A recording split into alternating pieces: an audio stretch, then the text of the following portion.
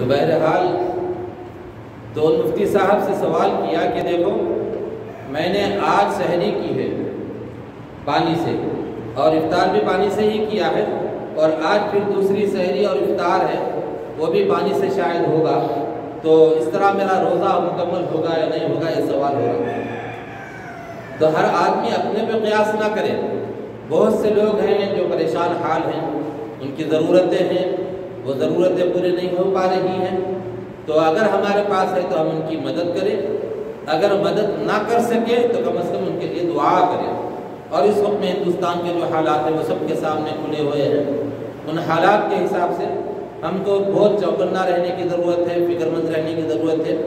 ایک دوسرے کے غمخوار بن کے رہنے کی ضرورت ہے۔ ابھی مفتی احمد عبید اللہ یاسین صلی اللہ آئے ہیں، پہلے سے اعلان کیا جا چکا ہے کہ ان کا خطاب ہوگا، میں ان سے خواہش کرتا ہوں کہ وہ خطاب۔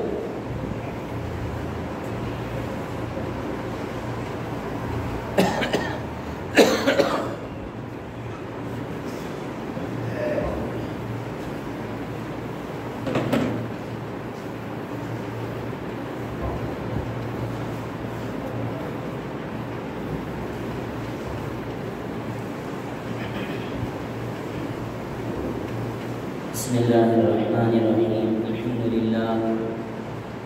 لله وكفى وسلام على عباده الذين اصطفى أما بعد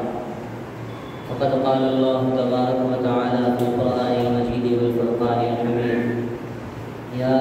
أيها الذين آمنوا آمنوا صدق الله ومولانا العظيم وعن ابن عباس رضي الله عنهما قال أن فرض رسول الله صلى الله عليه وسلم زكاة الفطر طهرة للصائم من اللغو والرفث وطعمة للمساكين فمن أداها قبل صلاة فهي زكاة مقبولة ومن أداها بعد صلاة فهي صدقة من الصدقات او كما قال علیہ الصلاۃ والتسلیم۔ بزرگان محترم، حاضرین دین، نوجوانان ملت اور میرے دینی و ایمانی بھائی، السلام علیکم ورحمۃ اللہ وبرکاتہ۔ عید الفطر کا یہ خوشی اور مسرت کا موقع ہے۔ اللہ کے نبی صلی اللہ علیہ وسلم کا اسوہ اور نمونہ ہمارے سامنے ہر حال میں موجود ہے۔ صبح اور شام میں، زندگی کے ہر نشے و فراز میں، زندگی کے ہر موڑ اور ہر موقع پر اللہ کے نبی صلی اللہ علیہ وسلم کا عمدہ اسوہ اور نمونہ اور آئیڈیل اللہ کے نبی نے ہمارے لیے چھوڑا۔ دیگر اقوام میں بھی عیدیں منائی جاتی ہیں، دیگر اور قوموں میں بھی عید کا تصور موجود ہے۔ آپ دیگر اور مذاہب کا جائزہ لیجئے، یہودیوں کے پاس، نصرانیوں کے پاس، ہندوؤں کے پاس، دیگر اور بھی جو مذاہب اس دنیا کے اندر ہے، سب کے پاس خوشی کا کوئی تصور موجود ہے، لیکن اسلام جیسا تصور کسی اور مذہب میں نہیں ہے۔ اسلام ہر حال میں بندے کو اپنے مولا سے جوڑنا سکھاتا ہے۔ اسلام ہر حال میں یہ سبق دیتا ہے کہ دیکھو تمہاری زندگی یہ وقتی ہے، یہ ختم ہو جانے والی ہے، اور تمہیں دراصل کامیابی اس مقام کے لیے حاصل کرنی ہے جہاں پہ تم ہمیشہ ہمیش رہنا چاہتے ہو، جہاں پہ ایک مرتبہ اس دنیا میں موت آنے کے بعد پھر موت کبھی نہیں آئے گی، وہاں پہ موت نہیں ہوگی، وہاں پہ دائمی خوشی ہوگی، وہاں پہ انسان جس چیز کی تمنا کرے گا اسے اللہ رب العزت وہ چیز عطا فرمائیں گے۔ ایسی پرمسرت جگہ کے لیے اللہ تعالیٰ اس دنیا میں اپنے مخصوص ایمان والے بندوں کو ان کٹھن حالات سے گزارتے ہیں۔ رمضان المبارک کا مقدس مہینہ ہم ابھی گزار چکے ہیں، اور اس میں ہم نے روزے رکھے، تراویح پڑھی، اور اللہ کی راہ میں اپنے مالوں کو خرچ کیا، زکوٰۃ ادا کی، صدقۃ الفطر ادا کیے، اور جس طرح سے ہم اللہ کی راہ میں خرچ کرنے کی کوشش کی، اللہ رب العزت اس کے بدلے میں انعام کے طور پر اللہ رب العزت عید الفطر ہم کو عطا فرماتے ہیں۔ عید الفطر کے بارے میں اللہ کے نبی صلی اللہ علیہ وسلم کی حدیث مبارکہ ہے، اللہ تعالیٰ عید الفطر میں تمام فرشتوں کو حکم دیتے ہیں کہ تم دنیا میں جاؤ اور وہاں جا کر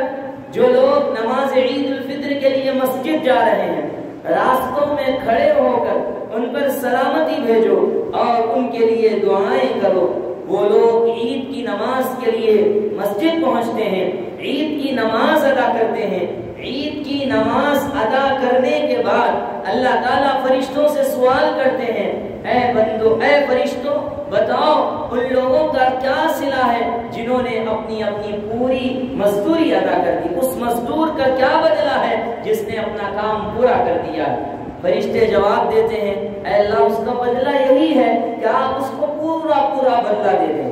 آپ اس کو اس کی اجرت پوری دے دیں۔ تو اللہ تعالیٰ فرشتوں کو گواہ بنا کر ارشاد فرماتے ہیں، اے فرشتوں، تم گواہ رہنا، میری عزت کی قسم، میرے جلال کی قسم، میری کبریائی کی قسم، یہ جن لوگوں نے رمضان المبارک میں روزے رکھے ہیں ان کے روزوں کے بدلے، جن لوگوں نے تراویح پڑھی ہے ان کی تراویح کے بدلے، اور جن لوگوں نے رمضان میں جو عبادتیں کی ہیں ان عبادتوں کے بدلے میں نے ان سب لوگوں کی مغفرت کر دی ہے، اور وہ عید کی نماز ادا کر کے ایسے حال میں اپنے گھروں کو لوٹتے ہیں کہ ان کے گناہ بخشائے ہوتے ہیں،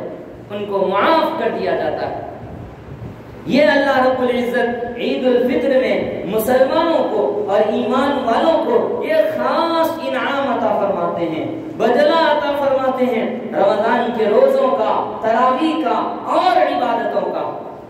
اور عید کے دن خوشی کا حاصل ہونا، مسرت کا حاصل ہونا، اور یہ فطری بات ہے، ہر انسان ایک اچھے کپڑے پہنتا ہے، ظاہری زیب و زینت اختیار کرتا ہے، اور اس کے لیے عید کا انتظار رہتا ہے، گھر میں چھوٹے بچوں کو عید کا انتظار رہتا ہے، ہم سب بچوں کے ساتھ ملنے، بیٹھنے، کھانا کھانے، اور یہ کہ نماز ادا کرنے اور رشتہ داروں سے محبت اور مودت کے مقام حاصل کرنے کے لیے ہم لوگ عید کا انتظار کرتے ہیں۔ تو یہ عید کا انتظار، عید کی محبت فطری طور پر اللہ تعالیٰ نے ہر انسان کے دل میں رکھی ہوتی ہے۔ تو کیا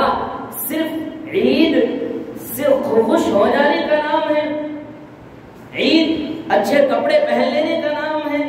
عید مزیدار کھانے بنا لینے اور اچھے کھا لینے کا نام ہے؟ عید اچھی گاڑیوں پہ سوار ہو جانے کا نام ہے؟ عید چند روپیہ اور چند پیسے عیدی کے عوض اپنے بچوں کو دے دینے کا نام ہے؟ عید رمضان کے بعد آنے والے ایک دن کا نام ہے؟ صرف اتنا ہی عید ہے؟ نہیں، کہا جاتا ہے اتنا عید کا مسئلہ نہیں ہے، عید کا مسئلہ یہاں پہ ختم نہیں ہوتا، بلکہ کہا جاتا ہے لیس العید لمن لبس الجدید، عید اس کی نہیں ہے جس نے نئے کپڑے پہنے ہیں، عید اس کی نہیں ہے جس نے نئے اچھے اور بہترین کپڑے پہنے ہیں، انما العید لمن خاف بالوعید، بلکہ عید تو اس کی ہے جو اللہ کے عذاب سے ڈر کر اپنے آپ کو گناہوں سے بچا لیتا ہے۔ رمضان کے بعد کا مقدس مہینہ اور رمضان کے مقدس مہینے کے بعد جو ایام آ رہے ہیں، ان مہینوں میں رمضان سے سبق حاصل کر کے اپنی زندگی کو بہتر کر لیتا ہے، دراصل اس کے لیے عید کا دن ہے، اس کے لیے وہ عید منانے اور خوشی اٹھانے کا دن ہے۔ لیس العید لمن رکب المطایا، عید اس کی نہیں ہے جو اچھی گاڑیوں میں سوار ہو جائے، اچھے اپنے لیے زیب و زینت کی چیزیں اختیار کر لے، انما العید لمن ترک الخطایا، بلکہ عید تو اس کی ہے جس نے گناہوں سے اپنے آپ کو بچانے کا اور گناہ چھوڑنے کا عزم کر لیا۔ عید اس کی ہے، عید اس کو حاصل ہوتی ہے۔ اگر ہم صرف ظاہری زیب و زینت اختیار کر رہے ہیں، اچھے کپڑے پہنتے ہیں، لیکن اللہ کے عذاب سے ڈر کر اپنے آپ کو گناہوں سے نہیں بچاتے، تو دراصل عید کی خوشی کے حقدار ہم نہیں ہیں، عید کی خوشی ہم کو ملنے والی نہیں ہے۔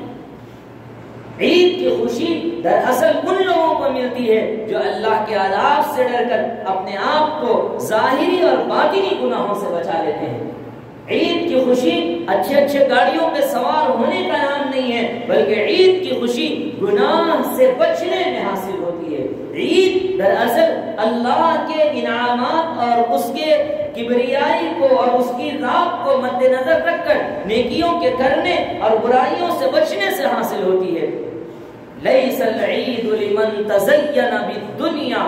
عید اس کی نہیں ہے جس نے اپنی دنیا کو مزین کر لیا ہو،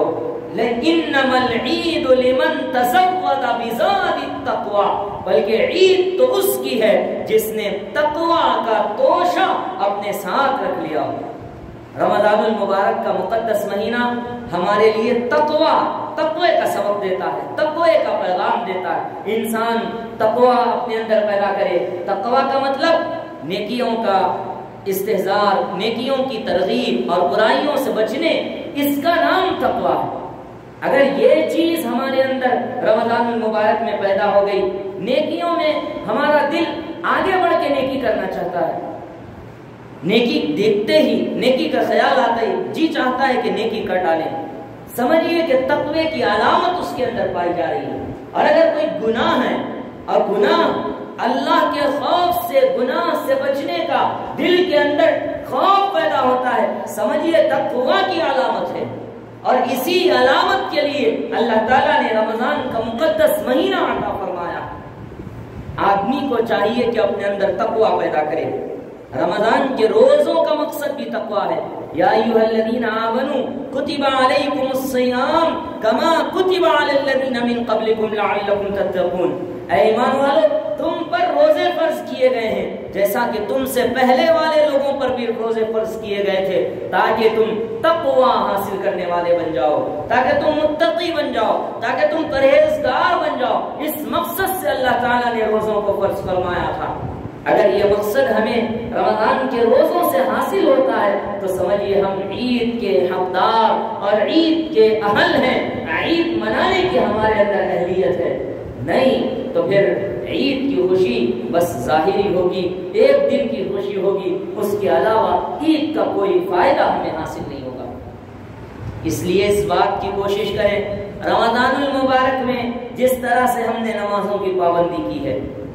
رمضان میں جس طرح سے ہم نے فجر کا اہتمام کیا ہے، رمضان المبارک میں جس طرح ہم باجماعت نماز کا اہتمام ہم نے جس طرح کیا ہے، اسی طرح سے آج کے بعد سے، عید کی نماز کے بعد سے بھی ہم اپنی نمازوں کا اہتمام کریں گے، تبھی عید کی خوشی اور عید کے اصل حقیقی آپ اہل قرار دیے جائیں گے۔ ورنہ تو ایسی بہت سی عیدیں آئی ہیں ہماری زندگی میں، ایک اور عید آئے گی چلی جائے گی، ایک اور رمضان آئے گا چلا جائے گا۔ رمضان اور عید کا جو سبق ہے وہ سبق ہم کو حاصل نہیں ہوگا۔ یہاں پہ تمام آنے والے جتنے میرے سامنے موجود ہیں، سب حضرات اس بات کا ارادہ کریں، عزم کریں کہ رمضان المبارک میں جس طرح سے ہم نے نمازوں کا اہتمام کیا ہے، خاص طور پر باجماعت نمازوں کا اہتمام کیا ہے، تکبیر اولیٰ کے ساتھ نمازوں کا اہتمام کیا ہے، ہم اسی طرح سے دیگر اور ایام میں آج کے بعد سے شوال سے لے کر پھر رمضان تک جتنی نمازیں ہیں ان کو بھی باجماعت مساجد میں ادا کریں گے۔ یقین مانیے آپ کو عید کی حقیقی خوشیاں حاصل ہو جائیں گی۔ یاد رکھیے، جس طرح رمضان المبارک میں ہم نے گناہوں سے اپنے آپ کو بچایا، ظاہری طور پر بھی گناہ سے بچایا، بہت سے حضرات موبائل فون میں بہت سی چیزیں دیکھتے تھے اور بھی بہت سے کام کیا کرتے تھے، لیکن رمضان میں ہم نے اپنے آپ کو گناہوں سے بچا لیا۔ اپنے آپ کو رمضان میں گناہوں سے بچانے میں جس طرح سے ہم نے کوششیں کی، عید کے بعد بھی ہم کو بالکل اسی طرح کی کوشش کرنی ہے، تو سمجھیے عید کی اصلی اور حقیقی خوشی ہم کو ملے گی۔ لیکن اگر ہم نہیں بچتے اور پھر آج کے بعد ہم جو ہے نمازیں بھی چھوڑتے ہیں، گناہوں سے بھی نہیں بچتے ہیں اور بدنظری بھی کر رہے ہیں اور برے خیالات اور گندے وساوس بھی ہم اپنے ذہنوں میں لا رہے ہیں اور ماں باپ کی نافرمانی بھی کر رہے ہیں، راہ خدا میں مال بھی نہیں خرچ کرتے، نمازوں کا بھی اہتمام نہیں کرتے اور روزوں کا بھی اہتمام نہیں کرتے اور اللہ کی راہ میں خرچ بھی نہیں کرتے، تو سمجھیے اس کو عید کی خوشیاں ظاہری طور پر حاصل ہوں گی، حقیقی معنوں میں حاصل نہیں ہوں گی۔ حقیقی معنوں میں عید کی خوشیاں حاصل کرنے کے لیے انسان کو متقی اور انسان کو پرہیزگار بننا ضروری ہے۔ رمضان وہی متقی اور پرہیزگار بنانے کے لیے آیا ہے اور ہم الحمدللہ سے وہ تقویٰ کچھ نہ کچھ اپنے اندر رمضان میں ہم نے محسوس کیے، ہم نے محسوس کیا ہے اپنے اندر وہ تقویٰ، نمازوں کی پابندی کی، روزوں کا اہتمام کیا، 20 رکعت تراویح ہم نے پڑھی اور اس کے علاوہ راہ خدا میں مال خرچ کیا، زکوٰۃ ادا کی، صدقۃ الفطر ادا کیا اور بہت سے غریبوں کی ہم نے اعانت کی اور ان کی ضرورتوں کو پورا کیا، تہجد کا ہم نے اہتمام کیا اور تسبیحات کا ہم نے اہتمام کیا اور ہم اللہ والوں کی باتوں کو سننے میں ہم نے اپنی ضرورتوں کو محسوس کیا اور ان کی مجلسوں میں گئے اور ان کی باتوں کو سنا، قرآن کی تفسیر سنی اور اللہ کے رسول کا پیغام سنا۔ رمضان یہی تقویٰ کی چیزیں انسان کے اندر پیدا کرتا ہے۔ اللہ بیان فرما رہے ہیں، دیکھو صرف رمضان میں نہیں بلکہ زندگی کے ہر صبح اور شام میں تقویٰ پیدا کرنا ہے، زندگی کے ہر صبح اور شام میں اپنے آپ کو متقی بنانا ہے۔ سال کے مزید 11 مہینوں میں بھی ہمیں اس بات کا پابند ہونا ہے کہ ہم متقی بنیں گے اور ہم اللہ کا خوف اپنے دلوں میں محسوس کریں گے، نیکیاں کریں گے، گناہوں سے بچیں گے اور اللہ رب العزت کے منشے کے مطابق اپنی زندگی کو گزاریں گے۔ یقین مانیے عید کی حقیقی خوشیاں حاصل ہو جائیں گی، عید کی حقیقی خوشیاں حاصل ہو جائیں گی۔ تو یہاں پہ جتنے افراد موجود ہیں عید کی ظاہری خوشی پانا چاہتے ہیں یا حقیقی خوشی پانا چاہتے ہیں؟ حقیقی خوشی ہر چیز میں ہم چاہتے ہیں کہ ہمیں برانڈ ملے، آج کل ہر چیز میں یہ دیکھتے ہیں، بلکہ چھوٹے کاروبار والے جو افراد ہیں ان کے پاس تو جا بھی نہیں رہے ہیں، ہر چیز میں چپل بھی برانڈ کی ہونی چاہیے، کپڑا بھی برانڈ کا ہونا چاہیے، ہر چیز ہم ایک دم زبردست کوالٹی کی بہترین چیز ہم کو چاہیے۔ تو عید بھی آپ کو اچھی کوالٹی کی بہترین حقیقی چاہیے یا پھر بس ایسے ہی سرسری آئے اور چلی جائے ظاہری چاہیے؟ اگر عید کی حقیقی خوشی حاصل کرنا چاہتے ہیں، عید کے اصل حقدار بننا چاہتے ہیں، عید کی اصل خوشی حاصل کرنا چاہتے ہیں، عید کے موقع پر اللہ اور اس کے رسول کو راضی کرنا چاہتے ہیں، عید کو ایسا منانا چاہتے ہیں جیسے اللہ کے نبی صلی اللہ علیہ وسلم نے منایا تھا اور عید کو کامیاب بنانا چاہتے ہیں، تو آپ سے گزارش ہے، آپ سے درخواست ہے اور آپ سے اس بات کا اصرار ہے کہ آپ اللہ کے لیے رمضان کے بعد بھی اللہ کی بندگی کو جاری رکھیں، نہ چھوڑیں۔ جتنے حضرات آج یہاں موجود ہیں سب سے توقع رکھتا ہوں، سب سے درخواست بھی کرتا ہوں اور سب سے اس بات کی خواہش بھی کرتا ہوں کہ انشاءاللہ نماز نہیں چھوڑیں گے، عید کے بعد انشاءاللہ نماز بالکل نہیں چھوڑیں گے اور اللہ کی راہ میں جس طرح سے ہم نے رمضان میں خرچ کیا ہے انشاءاللہ سال کے 11 مہینوں میں بھی حسب استطاعت اللہ نے جتنا دیا ہے اتنا مال خرچ کرتے رہیں گے۔ اور عید رمضان المبارک میں جس طرح ہم نے تہجد کا اہتمام کیا ہے، کوشش کر کے ہم تہجد کا بھی اہتمام کریں گے اور اسی طرح سے رمضان المبارک میں جس طرح سے ہم نے دعائیں کی ہیں رات کے آخری پہر میں اٹھ کر سحری کے وقت میں اور اسی طرح افطار سے تھوڑی دیر پہلے ہر روز مغرب کی نماز سے چند منٹ پہلے اللہ سے دعائیں مانگیں گے۔ اگر یہ اس حساب سے اگر ہم اپنی زندگی کو گزارتے ہیں اور اگر ہم اللہ کی بندگی کرتے ہیں، تقویٰ والی زندگی اپناتے ہیں، یقین مانیے عید کی حقیقی خوشیاں حاصل ہوں گی اور عید کا اصل حقدار وہ انسان اللہ کے نزدیک بن جائے گا۔ اس سلسلے میں آپ حضرات جن حضرات نے صدقۃ الفطر ادا نہیں کیا ہے، صدقۃ الفطر جاتے ہوئے مسجد سے جاتے ہوئے صدقۃ الفطر ادا کرنے کی کوشش کریں۔ صدقۃ الفطر کے بارے میں اللہ کے نبی صلی اللہ علیہ وسلم کی حدیث ہے، عن ابن عباس رضی اللہ عنہما، حضرت عبداللہ ابن عباس رضی اللہ عنہما کی روایت ہے، فرض رسول اللہ صلی اللہ علیہ وسلم زکوٰۃ الفطر، اللہ کے رسول صلی اللہ علیہ وسلم نے صدقۃ الفطر کو مقرر فرمایا، اور اللہ کے نبی صلی اللہ علیہ وسلم نے فرمایا زکوٰۃ الفطر طہرۃ للصائم من اللغو والرفث، صدقہ فطر روزے دار کے لیے لہو و لعب اور دیگر اور چیزوں سے حفاظت کا ذریعہ ہے، پاکی کا ذریعہ ہے۔ رمضان میں ہم سے بہت سے گناہ ہو جاتے ہیں، روزوں میں بھی ہم سے کوتاہیاں ہو جاتی ہیں اور بہت سی نافرمانیاں ہم کر بیٹھتے ہیں۔ روزے حقیقی معنوں میں جس طرح روزہ رکھنا چاہیے ویسا روزہ نہیں ہوتا، ہمارا روزہ یوں ہی ضائع ہو جاتا ہے، جتنی عبادتیں کرنی چاہیے اتنی عبادتیں نہیں ہوتی، سنتیں چھوٹ جاتی ہیں، کسی گناہ میں مبتلا ہو جاتا ہے۔ صدقہ فطر ان سب کی بھرپائی کا ذریعہ ہے، وہ گناہوں سے روزوں کو پاک کر دیتا ہے، جو گناہ ہو گئے ہیں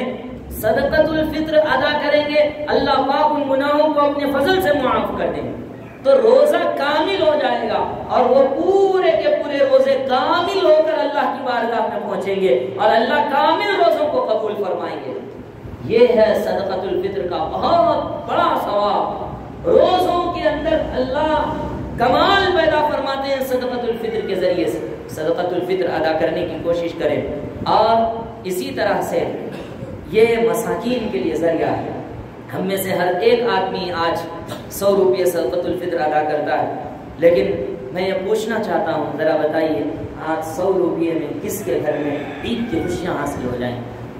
100 روپے میں کیا آ رہا ہے بتائیں؟ کوئی ایک آدمی شیر خرما بنانا چاہے اپنے گھر میں 100 روپے میں بن جائے گا، لیکن ہم میں سے اکثر اور بیشتر حضرات 100 روپے کا صدقۃ الفطر ادا کر کے مطمئن ہو جاتے ہیں۔ وہی ہمیں سفر کرنا ہے گاڑی کے اندر، ہم اسٹینڈرڈ کلاس دیکھتے ہیں، ٹرین میں سفر کرنا ہے، first A C, second A C, third A C, پھر سلیپر، پھر جنرل وارڈ۔ اب اس میں بھی ہمارے اسٹیٹس کے حساب سے اگر اللہ نے مال دے رکھا ہے فرسٹ اے سی، نہیں اگر اس سے تھوڑا کم ہے سیکنڈ اے سی، اگر اس سے تھوڑا کم ہے تھرڈ اے سی، اگر چلو اتنی استطاعت نہیں ہے سلیپر میں، کم از کم تو سلیپر میں جاتے ہیں، لیکن اتنی بھی استطاعت نہیں جنرل میں چلے جاتے۔ لیکن اللہ کی راہ میں جب خرچ کرنے کی باری آتی ہے، اچھے اچھے مالدار عیال اللہ تعالیٰ نے مال دے رکھا، وہ سب بھی جنرل ڈبے میں جانا چاہتے ہیں، اب گیہوں کے ذریعے سے اپنا صدقہ فطر ادا کرنا چاہتے ہیں۔ نہیں، اللہ کے ساتھ اللہ کی راہ میں دینے میں کٹوتی نہ کرے، اللہ نے جتنی استطاعت دی ہے اس کے حساب سے دے۔ جو کے ذریعے سے بھی صدقۃ الفطر ادا کیا جا سکتا ہے، کھجور کے ذریعے سے بھی صدقۃ الفطر ادا کیا جا سکتا ہے، کشمش کے ذریعے سے بھی صدقۃ الفطر ادا کیا جا سکتا ہے۔ جو کے ذریعے تقریباً 340 روپے 3.5 کلو، اور کھجور کے ذریعے سے 540 روپے، اور کشمش کے ذریعے سے تقریباً 950 روپے۔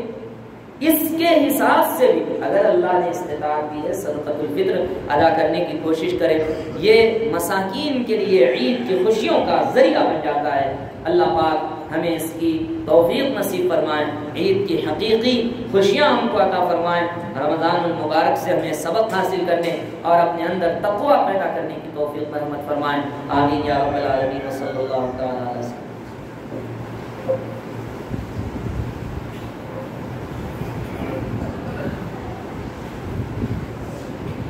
اگر باہر جانماز کی ضرورت ہو تو جانماز بچھائیے، اگر پھر بھی کم پڑے تو اوپر کے حصے میں جانماز بچھا سکتے ہیں۔ ابھی آپ عزیزم مفتی احمد عبید اللہ یاسر صلی اللہ علیہ وسلم سے بیان سن رہے تھے، ماشاءاللہ اللہ نے صلاحیتیں دی ہیں اور ماشاءاللہ سارے ہندوستان میں دوسرے نمبر پہ ٹاپ نکالے ہیں الحمدللہ، بھائی 5 ریاستوں میں فرسٹ بھی آئے ہیں۔ دعا کیجیے اس بچے کے لیے، اللہ تعالیٰ دنیا اور آخرت کی بھلائیاں خوب کو اپنے کرم سے عطا فرمائے۔ اس وقت میں نماز کا طریقہ سال میں 2 مرتبہ پڑھتے ہیں، اس کی ذرا سا مشکل ہوتی ہے، ایک رکوع میں جا رہا ہے، ایک ہاتھ اٹھا رہا ہے، ایسا اس میں تھوڑا سا فرق ہے، 6 زائد تکبیر ہوتے ہیں۔ عام نمازوں میں یہ نماز میں صرف زیادہ جو تکبیریں ہیں وہ 6، اللہ اکبر کہیں گے تو رکعت باندھ لیں گے. اس کے بعد ثنا پڑھیں گے سبحانک اللہم وبحمدک وتبارک اسمک وتعالی جدک ولا الہ غیرک. نیت کیا کریں گے؟ میں نماز عید الفطر ادا کر رہا ہوں اس امام کے پیچھے، بس اتنا کافی ہے. منہ میرا قبلے کی طرف، کعبے کی طرف، وہ بولے بھی تو ٹھیک ہے، نہیں بولے بھی تو کچھ بھی نہیں ہوتا، اس سے نماز میں کوئی فرق نہیں پڑتا. اگر یہ 2 رکعت نماز پڑھتا ہوں واجب عید الفطر کے، اگر یہ بھی منہ سے نہیں بولے بھی تو ہو جاتا. آئے گا کے واسطے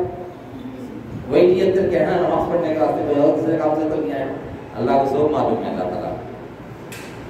تو پہلی تکبیر اللہ اکبر رکعت باندھے، ثنا پڑھ لیے، پھر اللہ اکبر کہہ کر ہاتھ اٹھانا اور چھوڑ دینا. اللہ اکبر کہہ کر ہاتھ اٹھانا چھوڑ دینا. اللہ اکبر کہہ کر ہاتھ اٹھانا، پھر چوتھی تکبیر میں پھر ہاتھ باندھ لینا. اس کے بعد سورہ فاتحہ پڑھا جائے گا، ضم سورہ ہوگا، رکوع ہوگا، سجدہ ہوگا، اور سجدے سے کھڑے ہو جائیں گے اللہ اکبر کہہ کر. تو سورہ فاتحہ پڑھیں گے، پھر ضم سورہ ہوگا. تو رکوع میں جانے سے پہلے 3 زائد تکبیر ہے. اللہ اکبر کہیں گے تو ہاتھ اٹھا کر چھوڑ دینا. اللہ اکبر کہیں گے تو ہاتھ اٹھا کر چھوڑ دینا. پھر اللہ اکبر کہیں گے تو ہاتھ اٹھا کر چھوڑ دینا. 3 مرتبہ چھوڑ دیے. پھر چوتھی تکبیر میں اللہ اکبر کہہ کر رکوع میں چلے جانا. اتنا سا فرق ہے، باقی سب وہی ہے. تو بہرحال آپ ذرا صفحے درست فرما لیجیے.